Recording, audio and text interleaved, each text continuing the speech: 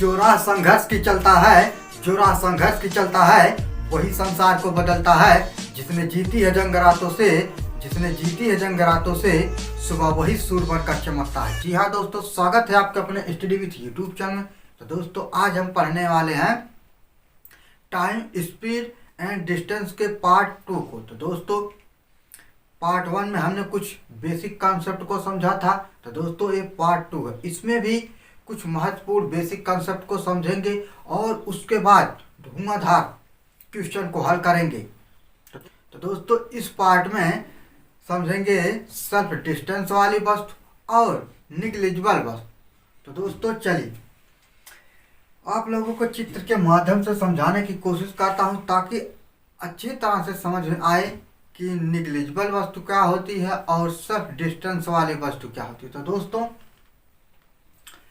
जैसे आदमी हो गया, पेड़ हो गया या पोल हो गया, जब ट्रेन आदमी या पोल या किसी पेड़ को पार करती है तो उसे निग्लिजिबल वस्तु कहते हैं। जैसे पेड़ हो गया, आदमी हो गया, मतलब जिसकी दूरी ट्रेन की अपेक्षा बहुत ही कम हो, ना के बराबर हो, उस दूरी को निग्लेक्ट कर दिया जाता। मतलब पेड़ की दूरी को, आदमी की दूरी को और पोल की दूरी को नेग्लेक्ट कर दिया जाता है।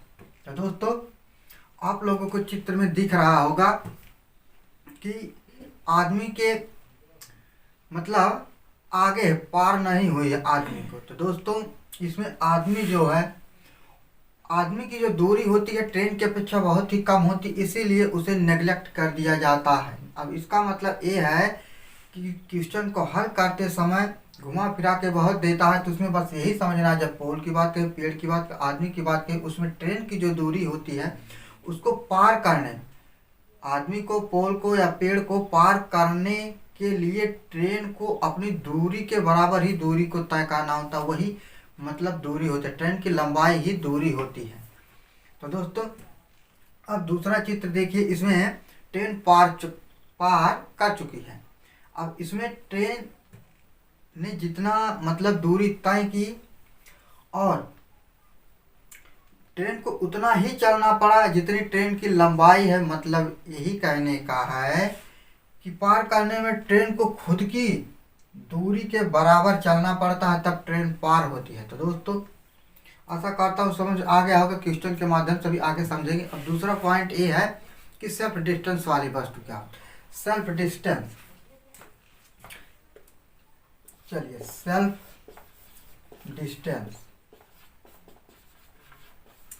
डिस्टेंस वाली वस्तु। अब इसका मतलब क्या, इसका मतलब ये होता है जिसकी दूरी ट्रेन के बराबर भी हो सकती है, ट्रेन से कम भी हो सकती है, ट्रेन से ज़्यादा भी हो सकती है। जैसे प्लेटफार्म हो गया, प्लेटफार्म हो गया, ब्रिज हो गया।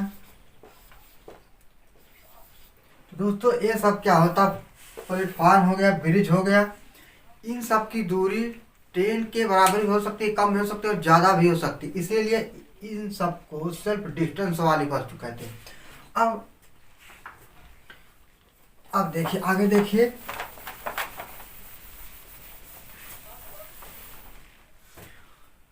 अब जैसा कि चित्र में दिख रहा है कि ट्रेन किसी प्लेटफार्म को या किसी ब्रिज को पार करेगी जब, तो कुछ पोजीशन इस तरह से बनेगी कि ट्रेन को चलना पड़ेगा।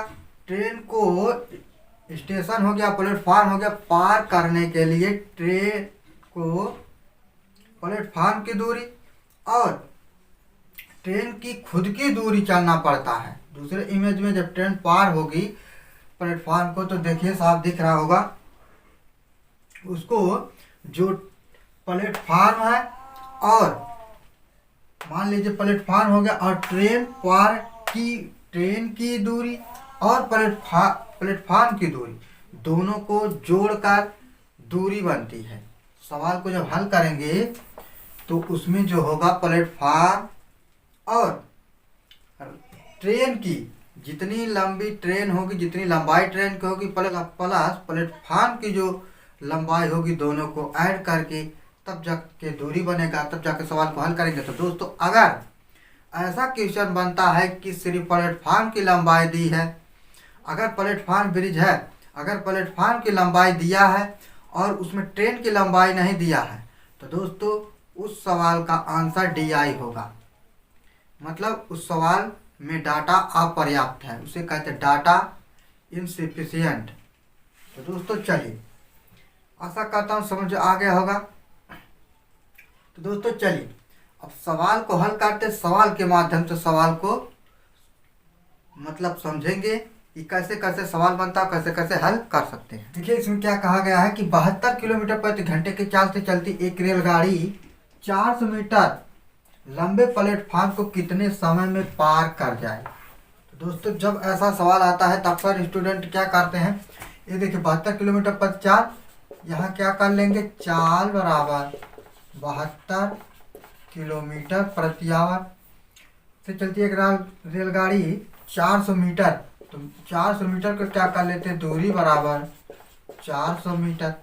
बस कितने समय में पूछा है, तो समय निकालने के लिए क्या है, समय बराबर दूरी बटे चाल, तो दूरी कितनी है 400 मीटर है, बटे अब देखिए ये किलोमीटर में है, किलोमीटर में है, ये 72 है, 18 चौक 72, तो 5 चौक 20, 20 मीटर प्रति सेकंड हो जाएगा। दोस्तों ये सब ट्रिक मैंने पहले ही समझा रखी है कि अगर 72 किलोमीटर प्रति घंटा है तो उसको मीटर प्रति सेकंड में कैसे लाएंगे। तो दोस्तों जैसे 18 चौक 72 होगा, उसी तरह 5 चौक 20 आ गया मीटर प्रति सेकंड, मीटर से मीटर कट जाएगा, 0 से 0 कट जाएगा, 2 दूना 4, मतलब 20 सेकंड आ जाएगा आंसर।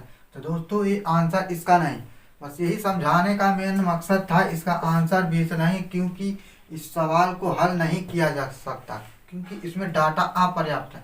अपर्याप्त अभी मैंने बताया कि जब प्लेटफार्म दिया होगा, प्लेटफार्म कितने समय में पार कर जाएगी, कहाँ है रेलगाड़ी कितने समय में पार कर जाएगी, तो प्लेटफार्म की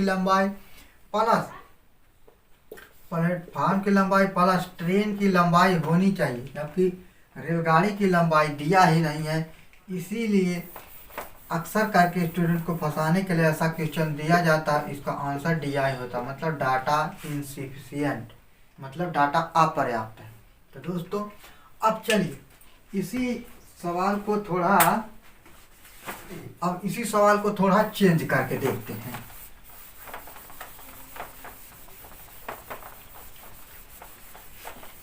देखिए इसी में चेंज क्या करना है, जबकि रेल गाड़ी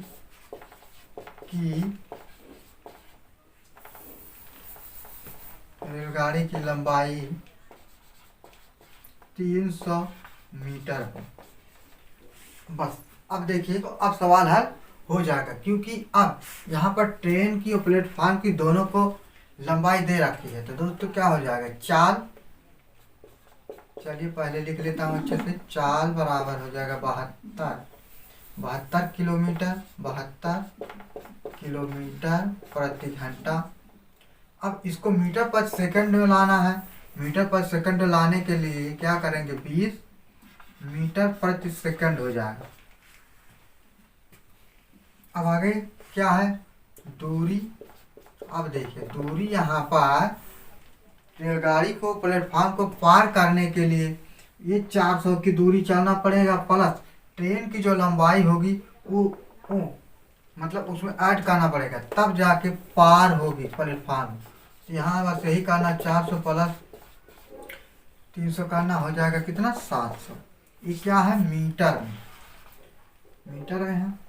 अब समय बराबर होता है दूरी बटे चाल, दूरी 700 है, चाल कितनी है, 20 है, और ये मीटर में है, ये मीटर प्रति सेकंड है, तो मीटर से मीटर कट जाएगा, 0 से 0, 2 दूना 4, 2 तिहाई 6, 2 पच्चे 10, यह आ जाएगा 35 सेकंड। यही आंसर हो जाएगा, यही समय हो गया। समय बराबर 35 सेकंड हो जाएगा, बस यही आंसर हो गया। तो आशा करता हूँ दोस्तों समझ आ गया होगा। इस सवाल को लेने का मेन मकसद यही था, समझाना कि प्लेटफार्म और ट्रेन की लंबाई दोनों की दी होनी चाहिए, तभी सवाल हल होगा। नहीं दिया होगा तो नहीं होगा। तो दोस्तों बस इस वीडियो को यहीं पर समाप्त करते हैं। बेसिक का लगभग क्लास पूरा हो चुका है। तो दोस्तों तीसरे पार्ट से सिर्फ सवाल को हल करेंगे, वो भी ट्रिक के माध्यम से। दोस्तों बने रहिए साथ। वीडियो देखने के लिए आप लोगों का बहुत बहुत धन्यवाद।